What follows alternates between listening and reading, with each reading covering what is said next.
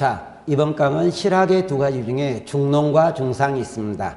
중농주 실학했던 경세치영과 중상주 실학했던 이용우생이 있는데 중농주 실학했던 경세치영을 먼저 공부하도록 합니다. 중농주 실학자들은 실학자들이 어떤 토지제도를 주장하고 있었느냐, 이것을 가장 머릿속에 넣으시면 될 겁니다. 자, 그러면 우리가 중농의 선구자라고 이야기할 수 있는 제일 처음에 나오는 사람이 유영원이 등장하기 시작을 합니다. 자, 유영원부터 들어가도록 하겠습니다. 자, 유영원, 중농의 선구자라고 이야기를 합니다. 그러면서 제일 처음에 가다 보니까 이 사람은, 유영원은, 자, 호가 뭐냐면 반계였기 때문에 반계수록이라는 책을 저술을 하는데요. 이 사람은 토지제도로 이야기하면 유영원은 균전론이라든가 균전제를 주장하고 있었다, 이렇게 나오게 됩니다. 이 균전론이나 균전제라고 이야기를 하는데 옆에 날개 쪽에 있는데 신분에 따라서 토지를 차등 지급하는 내용이 기록이 되어 있습니다. 즉 사는 얼마를 기록하고 그 다음에 농민 얼마고 군인 얼마고 이런 식으로 구분이 되어 있어요. 신분에 따라 토지를 차등 지급하고 있었다. 이게 유영원의 균전제라고 이야기를 합니다. 균전제로 이야기를 되겠고 균전론이라고도 관계는 없습니다. 동그라미 이해 가다 보니까 조세제도가 나오는데 경무법을 주장했다. 우리나라 조선시대는 기본적으로 결부법입니다.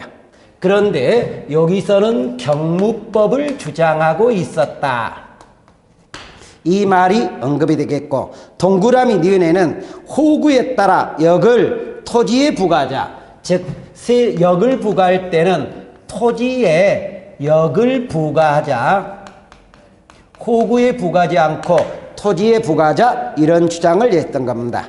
그 다음에 동그라미 3번 군사제도라고 이야기를 하는데 균전론에서 자, 사람들한테 토지를 준 거예요. 즉 농민도 받았습니다. 이 토지를 받았던 농민들을 근거로 해서 자, 군사제도와 교육제도를 같이 연결하자, 이렇게 돼 있는데 자영농을 바탕으로 토지를 받았던 농민, 자영농을 바탕으로 농병일지 군사제도와 산농일지 교육제도를 시행을 하자, 이렇게 돼 있고, 동그라미 4번에 가다 보니까 신분제를 이야기하는데 이 사람은 상민과 노비의 차별을 전제로 한 능력 인정사회라고 이야기를 했는데 이 사람의 신분제도에서 보다 보니까 이 사람은 비판하는 게 있고요, 나름대로 인정하는 게 있습니다. 신분에 비판적인 면을 띄었던 게 있고요, 인정적인 면을 띄었던 게 있다고 이야기를 하는데, 비판을 이야기하면 문벌은 비판하기 시작을 합니다. 그런데 문음제도는 인정하고 있다는 거예요. 두 번째, 과거제를 비판하면서 추천에 의한 관리선발제도, 청거제도를 주장하고 있었다. 노비 세습은 비판합니다. 근데 노비 제도 자체는 인정을 하고 있었다. 이래서 비판과 인정이 있었다는 내용으로 구분되어 있습니다. 이게 우리가 말했던 중농의 선구자 유형원이라고 이야기를 합니다. 두 번째 나오는 사람이 성호이익이라고 이야기를 하게 되는데, 성호이익, 이 사람 호가 성호입니다. 그래서 이 사람 제자들을 우리가 성호학파라고 이야기를 했기 때문에 이 사람은 성호학파를 형성했던 사람이었다, 이렇게 나오는데 동그라미 1번 성호학파가 나오네요. 성호학파를 형성했다고 이야기를 하는데 성호학파 동그라미 기억이나 니은을 보다 보니까 성호학파에는 우파가 있고 좌파가 있다고 이야기를 하고 있습니다. 자, 근데 우파라는 것은 보수 성향이 좀 더 강하고 좌파는 급진석, 점진적 성향, 진보적 성향이 좀 더 강한 사람으로 등장합니다. 근데 이 성호 좌파의 사람들이 어떤 학문을 공부하냐면 천주교를 신앙조로 믿었던 사람이에요. 그래서 꽤 정부로부터 탄압받기도 했던 사람입니다. 예를 들어 성호 좌파에 나왔던 정약용이가 등장하는데 정약용은 신유박해 때 강진호, 유배까지 갔던 사람이라고 이야기를 합니다. 토지제도에서 이야기하면 균전 과구록에서 이 사람이 토지를 주장하는데 한전논이라는 토지제도를 주장하고 있었다. 근데 이 한전논은 한 가정의 생활을 유지하는데 필요한 토지를 영업전이라고 이야기를 합니다. 요즘으로 이야기하면 최저생계비가 되겠네요. 그 영업전은 매매를 못하게 하고요. 그 외의 토지는 매매를 가능하게 하면서 점진적인 토지 소유의 균등을 이루자. 이렇게 나오게 되는데 이 영업전이 요 한전논에서 주장할 때 영업전이란 단어가 나오는데 여러분 책에서 영업전이란 단어가 나오면은 여기 2급 한전제나 한전논이라고 생각하면 되겠다. 이렇게요. 근데 한국사 교재를 보다 보면은 영업전은 2번 나옵니다. 고려시대 세습을 인정했던 토지가 있고 5개가 있고요. 여기서 영업전 나오니까 거기까지만 구분하시면 될 겁니다. 동그라미 3에 가다 보니까 세금 제도로 이야기를 하는데 토지에 세금을 부과하자고 요구를 했고, 동그라미 4에 가다 보니까 사창제를 시행할 걸 주장했습니다. 근데 이 사창제는 흥선대원군 때 시행되고 맙니다. 동그라미 보니까 패전론을 주장하고 있다. 전황현상이 나오다 보니까 화폐를 더 이상 사용하지 말자 패전론을 주장했던 사람이기도 하겠고, 동그라미 6번에 가니까 양반도 생업에 참여할 것을 요구합니다. 놀지 마. 생업에 참여하면서 생산에 도움이 되도록 해야 돼. 동그라미 7번에 가니까 붕당론이 등장하는데 이 붕당이 등장하는 조선시대 붕당이 나오는 배경은 관직이 제한됐기 때문에 나온다. 이러면서 이야기를 하면서 이 사람은 조선시대 과거가 3년 단위로 운영되고 있는데 5년 단위로 운영을 늘리자고 이야기했고, 추천에 의한 관리 등용제도였던 청거제도도 같이 시행할 것을 요구하고 있었다. 동그라미 8번에 가니까 약용이 이게 꽤 중요한 단어가 나오는데 6가지를 나라의 조무로 이야기를 하는 육점론을 주장하고 있다. 꽤 문제에서 언급이 되고 있는 거니까 머릿속에 넣는데 6가지 점이라면서 노비, 과거, 문벌, 사치미신, 승려, 게으름, 이 6가지를 육점론이라고 이야기를 하고 있다. 천주교에 대한 비판을 갖고 있습니다. 이 사람은 천주교를 공부해서 누구와 똑같다, 불교와 똑같은 허황된 종교라고 이야기했던 사람이기도 합니다. 동그라미 시가니까 성리학적 세관을 탈피한다. 중국적 세관에 비판합니다. 중국적 세관을 비판하면서 나왔던 우리나라 중심, 우리 역사를 체계할 것을 요구했습니다. 그리고 동그라미 내려가니까 천문학과 관련되면서 지원서를 주장해서 전통적 유교책에서 안정된 천원 지방서를 비판하고 있다. 이렇게 나오는데 지원설이라는 건 지구가 둥그렇다는 이야기예요. 이 지구가 둥그렇다는 것을 주장하면서 천원지방설을 비판하겠다. 천원지방설이라는 것은 이런 형태입니다. 밑은 땅은 평평하되 하늘은 둥그렇다. 이 천원지방설을 이 사람은 지원설을 주장하면서 천원지방설을 비판하고 있다. 저서로서 성호사설이라고 이야기를 하는데 천지, 만물, 인사, 경사, 시문 등의 기술학 백과사적이 되겠고, 나번에 보다 보니까 조선시대 3대 도적으로 임꺽정이라든가 장길산이라든가 홍길동을 3대 도적으로 이야기를 하는데, 임꺽정은 임진환 전때 사람입니다.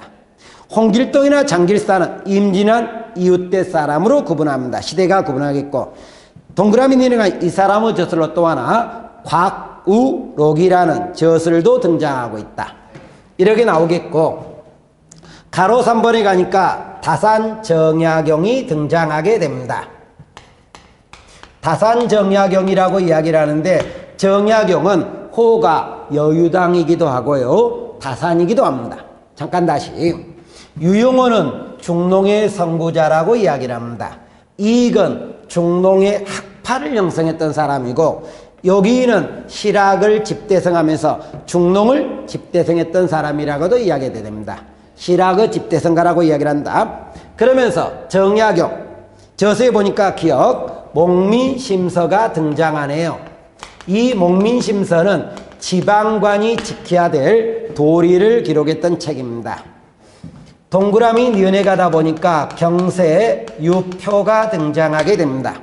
경세유표는 정치제도 개혁안을 제시했고, 동그라미 디귿에 가다 보니까 흠음신서가 등장합니다. 이것은 형옥이라고 이야기를 했는데 형벌제도 개선안을 이야기합니다. 탕론이 등장하고 원목이 등장하는데, 이 원목은 통치자는 백성을 위해서 존재한다, 이것을 언급하고 있었습니다.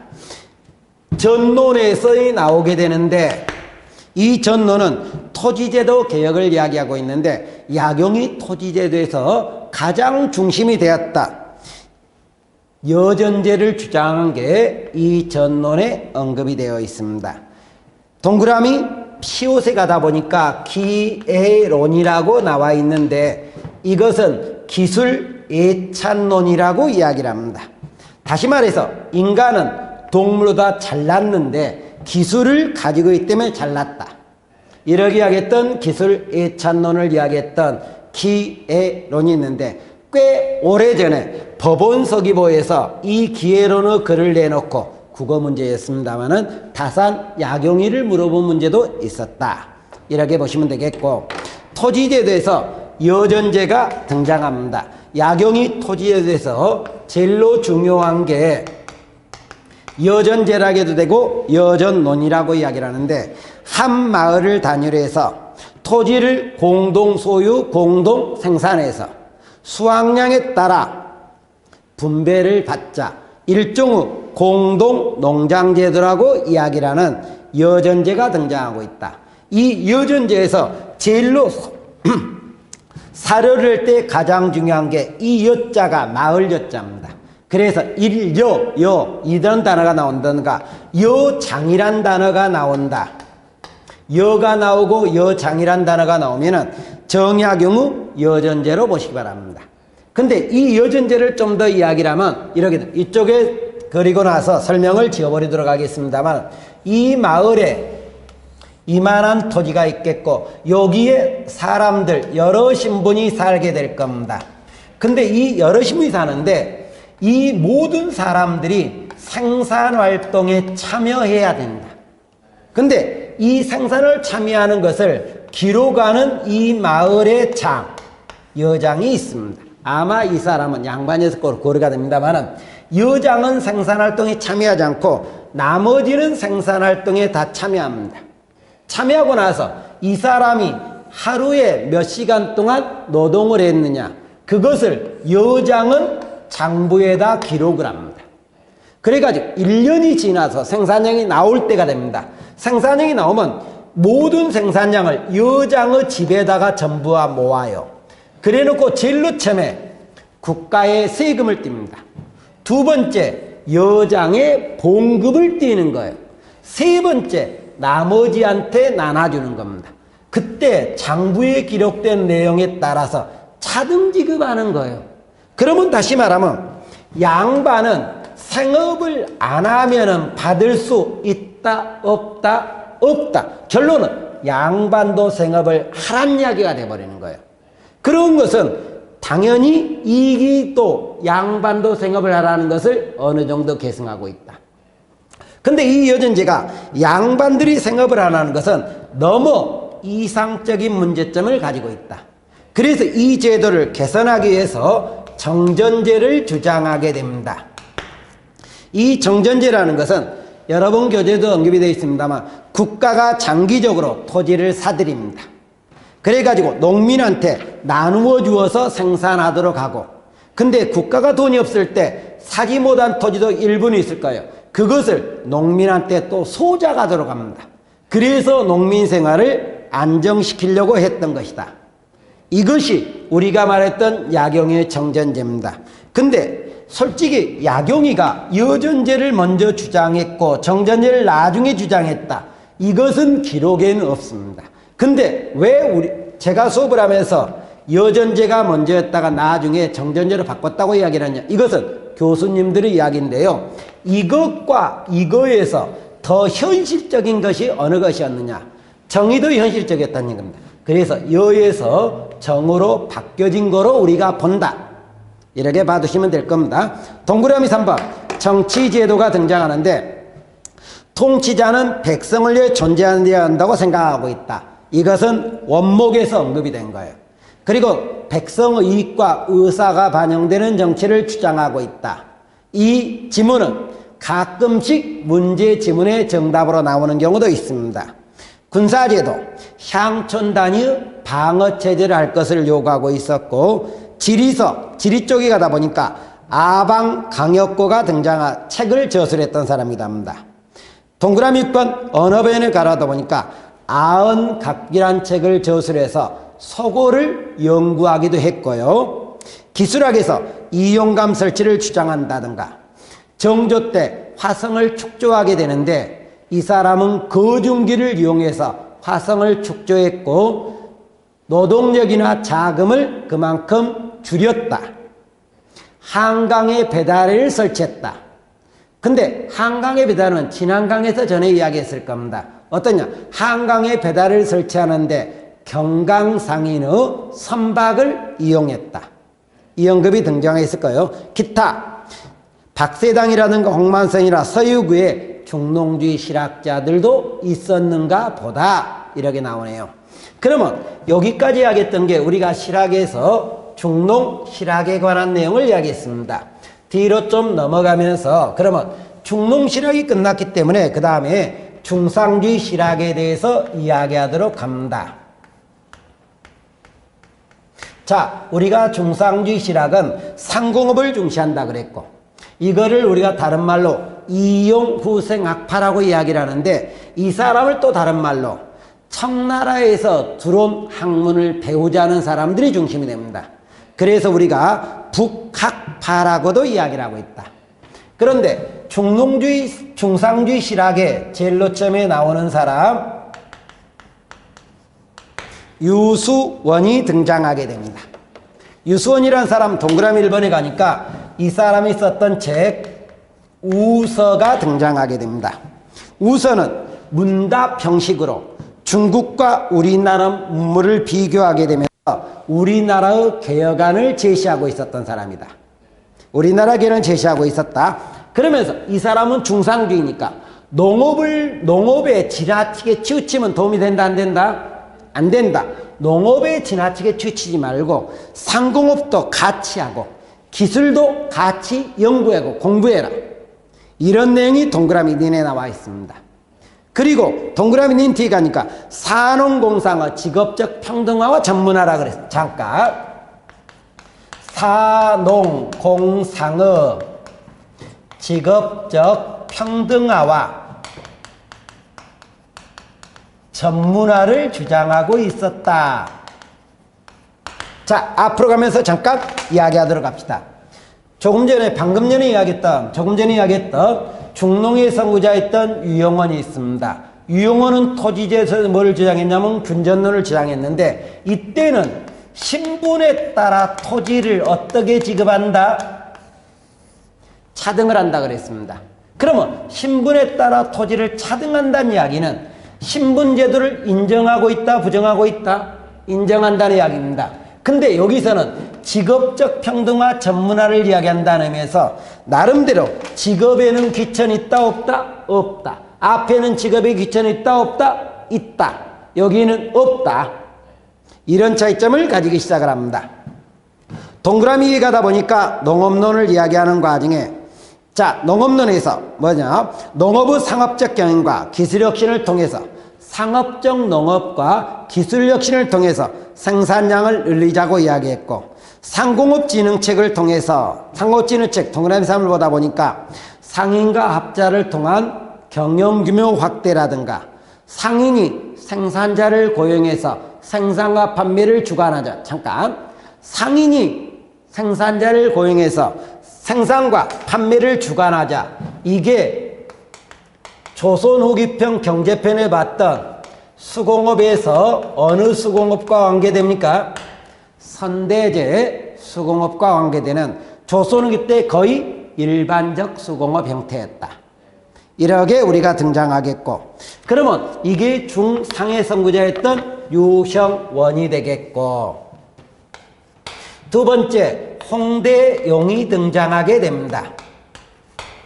홍대용, 이 사람은 호가 담헌이라고 이야기를 하는데요, 담헌서를 저술했던 사람이기도 합니다.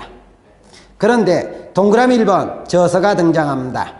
담헌서에 수록됐는데 의사문답을 저술한다든가 이마경륜을 저술한다, 이 말이 언급이 되어 있고, 동그라미 2에 농업론에서 균전제를 주장하고 있었다,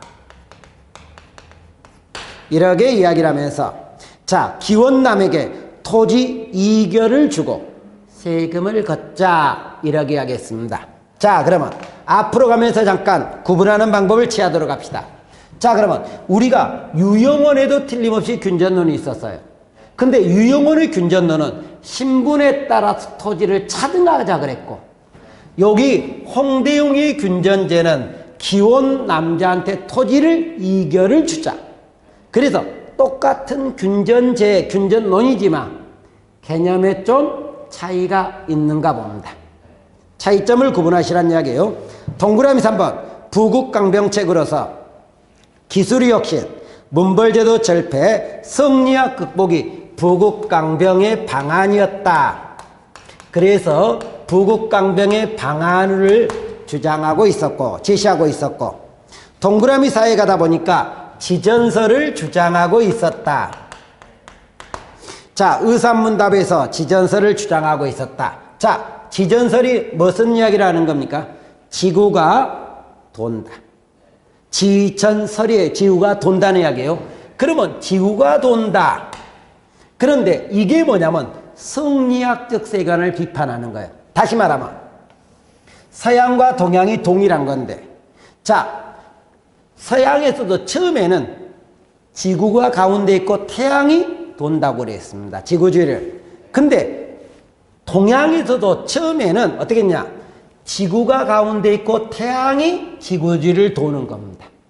근데 지전설은 태양이 가운데 있고 지구가 태양주의를 돈다.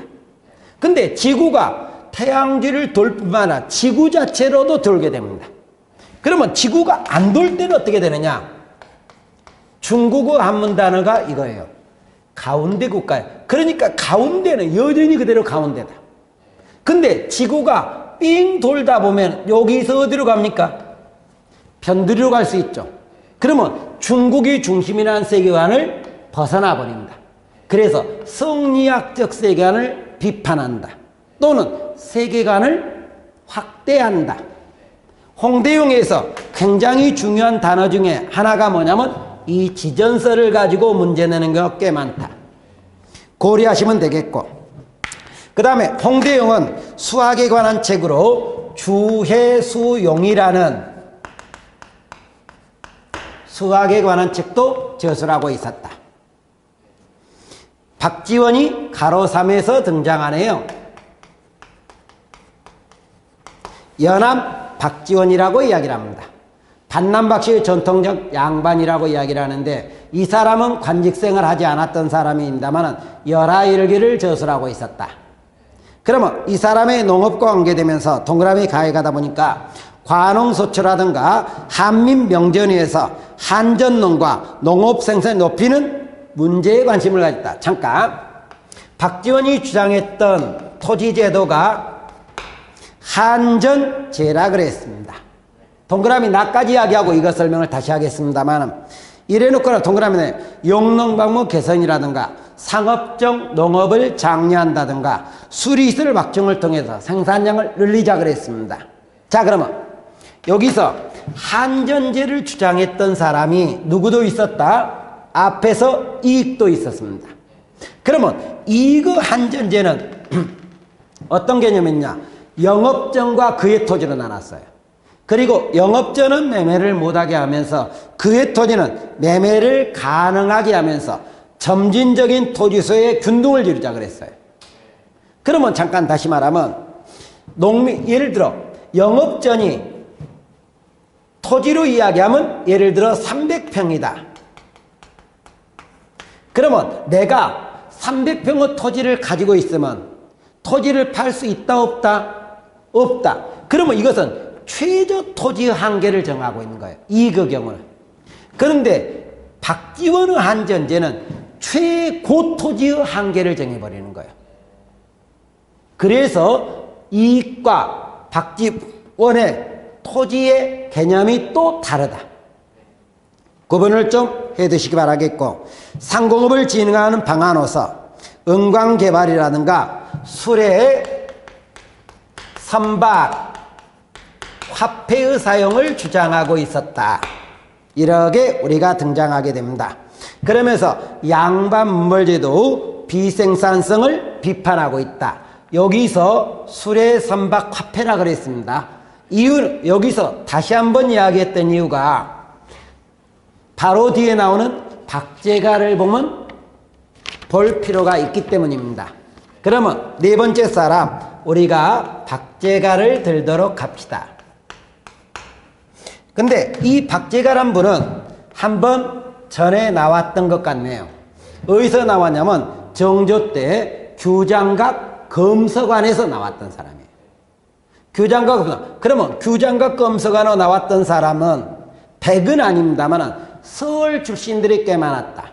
그러듯이 이 박제가가 서울이고 이 박지원의 문화의 사람입니다. 자, 그러면 박제가를 이야기합니다. 동그라미로 청음무의 적적성을 주장하는 과정인데 이 사람이 썼던 책이 북악입니다. 북악에서 청음무를 적극적으로 수용할 것을 요구하고 있다. 이렇게 우리가 등장했고, 동그라미 상공업진흥책에서 청과 통상을 이야기하면서 수레, 선박, 멋, 벽돌을 이용할 것을 요구한다고 되어 있죠. 잠깐. 벽돌은 이에 요구한 게 아니라 여기입니다. 박지원은 무엇을 이야기했고, 수레, 선박, 화폐를 이야기했고, 박제가는 뭐를 이야기했고, 수레, 선박을 이야기했고, 두 사람이 화폐가 들어갔니 안 들어갔니에 따라 정답이 달라질 수 있다는 거예요. 그리고 그것보다 더 중요한 게 동그라미 니은에 있습니다. 생산과 소비 관계를 우물과 우물물에 비교해서 소비를 권장하고 있다. 이 말은 무슨 말이냐? 박제가 이러기 하겠습니다. 여기에 우물이 있어요. 그러면 우물을 우리가 퍼냅니다. 사용하다 보면은 근닥에서 이만큼 퍼냈다고 해서 1억의 우물이 내려가는 것은 아닙니다. 그 상태를 계속 유지한다. 그러면 생산과 소비를 이야기할 때 퍼내는 것은 뭡니까? 소비라는 거죠. 그래야지 찬다, 생산한다. 그래서 소비를 해야만 뭐가 나온다? 생산이 나온다. 그래서 생산보다는 뭐를 중시한다? 소비를 권장한다. 그 내용이 나오게 되는데 박제가는 이 내용, 생산과 소비에서 소비 권장한다. 굉장히 중요한 단어입니다. 꼭 머릿속에 넣어두셔야 됩니다. 결론적으로. 이러면서 우리가 나왔던 중농과 중상에 관한 내용을 이야기하고 있었다. 그런데 이 중농과 중상에 관한 내용을 이야기하는데 두 사람들의 중농과 중상학파를 꼭 구분하시되, 중농은 어디 쪽에 사료에 더 비중을 두는 거고 토지제도에 사료의 비중을 더 두는 거고, 중상은 사료의 비중을 둘 때는 상공업 쪽에 좀 더 비중을 둔다. 왜? 중상진영의 상공업을 주장하는 거니까 상공업 쪽에 좀 비중을 두고 있었다. 이렇게 우리가 고려가 되기 시작할 겁니다. 그러면 저 자리를 옮겨서 국악연구에 관한 내용으로 이야기를 하도록 합시다. 자, 그러면 우리가 국학이라고 이야기를 하는데 국가에 관한 학문으로 들어가고 있어요. 그러면 국가에 관한 학문이라고 이야기하는 국악이 나오는데, 우리가 조선 후기의 국악이라고 이야기를 하는 것은 뭐를 이야기하느냐? 자, 국학입니다. 국학이라고 이야기를 하면서 04번이라고 이야기를 하는데 우리나라 학문이에요, 국학은. 근데 국학이라고 이야기를 하면 조선 후기는 몇 개 분야냐? 3개 분야입니다. 근데 대한말 일제가문 2개 분야가 등장합니다. 이 세 개 분야를 다는 못할 것 같고 일정 분야만 이야기할 것 같은데 국악에는 역사 분야가 등장합니다. 그 다음에 국어 분야가 등장합니다. 역사는 우리나라 역사겠고 국어는 우리나라 국어일 겁니다. 한 분야가 더 있는데 지리 분야가 더 있습니다. 이 지리 분야는 우리나라 지리를 공부한다. 근데 나중에 일제강점기 무렵이라든가 일제강점기 전 한말 무렵에 보면은 이 지리 분야가 좀 빠지면서 국어와 국사 분야로 한정을 합니다. 근데 여기에서 중요성을 두는 것은 어디 분야를 중요성을 두느냐? 제 과목이 한국사 과목이기 때문에 여기에 최대 중요성을 둔다. 이렇게 고려하시면 될 겁니다. 자, 그러면 우리가 역사 분야를 이야기하도록 합시다. 역사 분야. 동그라미 기억에 가다 보니까 지봉, 유설이 등장하게 됩니다. 지봉, 유설이라고 이야기를 하는데요. 이수광이 썼던 책입니다. 동그라미 나에 가다 보니까 천주시를 소개하면서 천주교 교리에 관해서 서술한다 그랬어요. 근데 이 천주시는 천주교를 설명한 책이에요. 우리나라에 소개한 거예요, 결론적으로. 이러면서 등장하고 있다. 그 다음에 민번에 휘찬여사, 홍야가 쓴 책이라고 이야기를 하는데 고려사 내용을 정리했던 기전체 역사서로 이야기를 합니다. 그러면서 국왕은 세가에 기록하고 우왕과 창왕은 신서인전에 따로 수록하고 있다. 신서인전에 따로 수록하고 있다. 그 다음에 디귿, 동국통감 제강이라고 이야기했습니다. 이것도 홍야라고 이야기를 하는데 여기서 삼한정통론을 주장하게 됩니다. 삼한정통론, 즉 삼한의 역사의 전통이 있다. 이 삼한정통론이 나중에 안정복에도 커다란 영향을 끼치게 됩니다. 즉 동그라미 나이 가다 보니까 우리나라 역사 전통이 기자, 마한, 신라로 넘어가고 있다. 근데 마한이 삼한의 한 나라거든요, 결론적으로요. 그래서 삼한정통론이라고 하고 있고 동그라미 밀에 동사가 나오는데 동사는 뒤에도 또 한 번 나오는데 이것은 허목의 동사예요. 허목의 동사인데 허목은 남인계의 사람입니다. 그래서 남인 입장에 쓴 기전체 역사서라고 이야기를 하고 있다. 18세기, 19세기 가면서 동국 역대 총목 홍만종이가 썼다고 이야기를 합니다. 근데 이 책에서는 단군에서 조선시대 역사를 기록하고 있다. 결론은 우리나라 통사란 이야기예요. 동그라미 나니까 단군, 기자, 만, 통일신라를 정통으로 본다. 그러면 결론은 잠깐 동국통감 제강에서 기자, 만, 신라로 만으로 정통이 넘어간 거죠. 그래서 삼한정통이라고 했듯이 동국 역대 총목에서도 단군, 기자, 만, 통일신라입니다. 그래서 이것도 삼한정통론이라고 이야기를 하는데 고구려 백제 신라 삼국은 없습니다. 그래서 삼국은 정통이 없다고 해서 삼국무통론이라고도 이야기를 합니다. 동그라미 내내 동사회강, 임상덕이라고 이야기를 하는데 읽어보는 데만 비중을 두셔도 될 것 같습니다. 동그라미 디귿, 이익이 등장하게 됩니다. 이익은 중국적인 역사에서 벗어나면서 우리나라 역사를 체계화할 것을 요구하고 있었다. 이 말은 중농주의 실학을 이야기할 때 이익을 이야기하면서 했습니다. 이것을 그때 뭐라 했냐? 성리학적 세계관을 비판한다. 이 말하고 똑같은 말이라고 그랬어요. 동그라미 니을, 동사 강목이라고 이야기를 하는데 안정복입니다. 성호학파 계열의 사람인데요.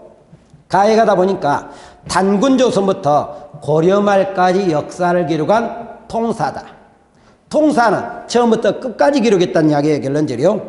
그러면서 나오겠고 나번에 가다 보니까 강과 목으로 서술되어 있는 역사이면서 다에 가다 보니까 기자, 마한, 통신라 고려. 결론은 정통성이 어디를 거쳤다? 마한.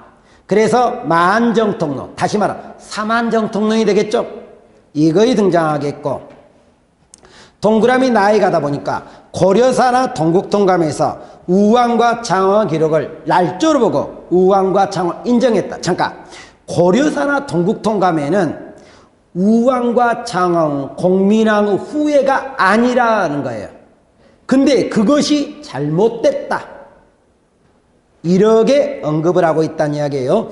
이렇게 나오겠고, 동그라미 4에 가다 보니까 삼국사기를 높게 평가하고 삼국유사는 낮게, 좀 험하게 깔아뭉개버렸다, 이 말이네요. 결론적으로 이러면서 나오겠고, 마지막에가 동그라미 아에 가다 보니까 고정사거 토대를 마련했던 게 안정복의 동사강목이었다, 이렇게 나오겠고, 동그라미 미음 열조통기라고 이야기를 하는데 안정복이 쓴 겁니다.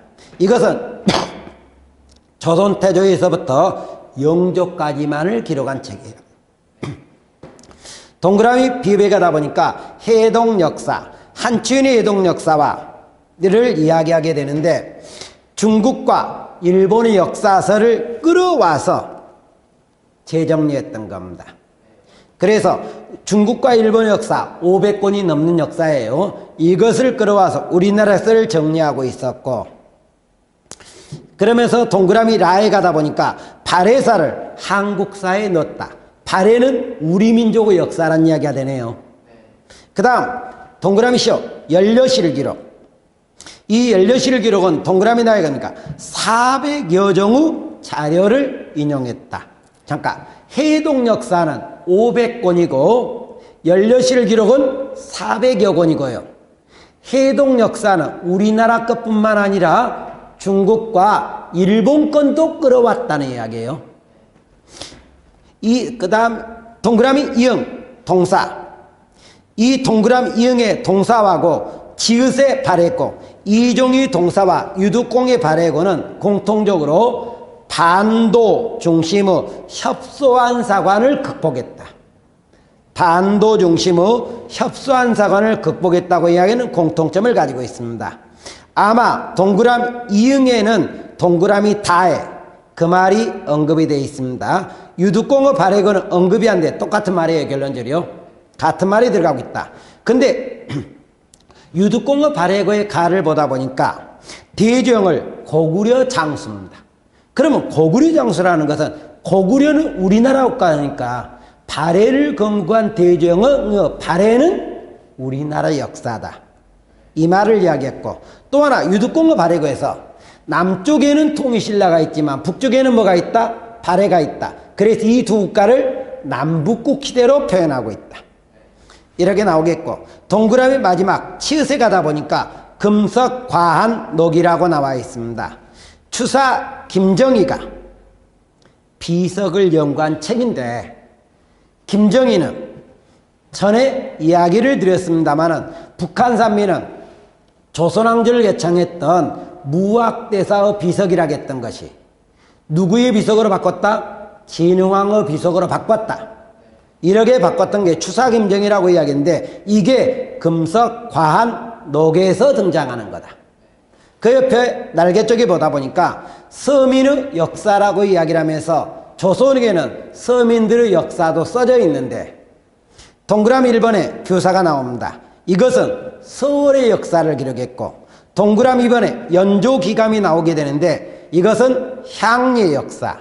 호산외기는 이양인의 내용을 기록했고, 이향견문록은 중인층 이하의 내용을 기록했고, 휘조일사 이렇게 나오게 되는데, 기회나 공로가 뛰어나면서 신분이 낮아 출세하지 못한 위양인의 전기를 모아놓은 것이다.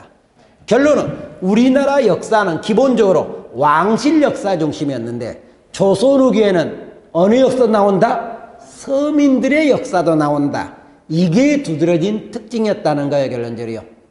그러면 이번 강의에서 지금 시간적인 여유가 좀 애매하기 때문에 여기서 끝내는데, 지금 우리 국악 실학자들에 의해서 우리나라 국악이 연결되는데 이 국악에는 역사, 국어, 지리 파트가 등장하는데 지금 역사 파트를 이야기했습니다.